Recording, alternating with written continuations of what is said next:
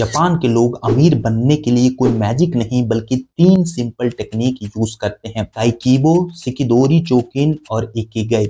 ये तीनों नाम सुनने में बहुत अजीब लग रहे होंगे, लेकिन यकीन मानो ये 3 टेक्निक इतने पावरफुल हैं कि एक नॉर्मल इंसान को भी फाइनेंशियल फ्रीडम दे सकते हैं। तो आज के इस वीडियो में मैं तुम्हें कहानी सुनाने वाला हूं दो दोस्तों की। एक कुणाल, दूसरा केंजी। एक इंडियन, दूसरा जापानीज। दोनों की सैलरी बिल्कुल सेम, लेकिन एक बर्बाद हुआ और दूसरा अमीर बना। केंजी का सिंपल रूल था, एक एक रुपया को लिखो, 10 की चाय लिखो, 50 का ऑटो लिखो, 299 ऑनलाइन खर्च लिखो। वहीं कुणाल कहता था, भाई चिल्लर क्या गिनना, पैसा अपना है, खर्च खुद करना है तो लिखना क्यों है।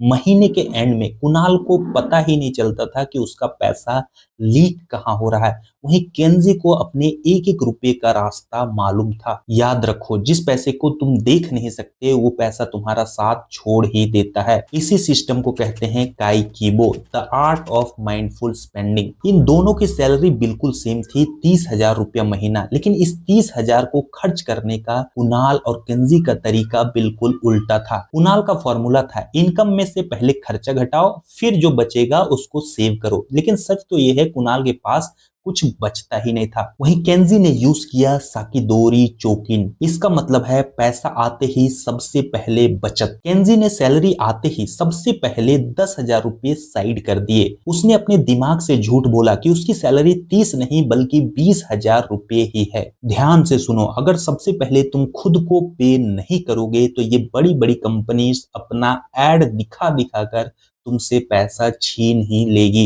अब तीसरी टेक्निक है इकिगाई। कुणाल खर्चा करता था दिखाने के लिए। उसका आईफोन बिल्कुल ठीक चल रहा है, फिर भी क्योंकि नया मॉडल आया था उसने खरीद लिया।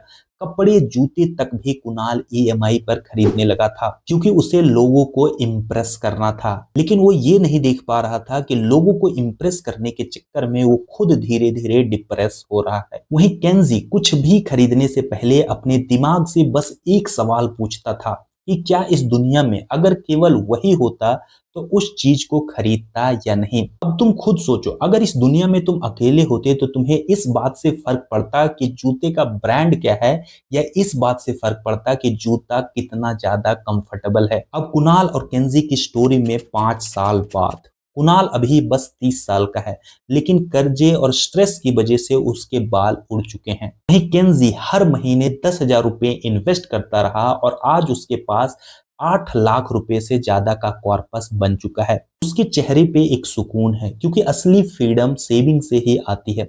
कौन बनेगा करोड़पति में ना जाने कितने करोड़पति बने।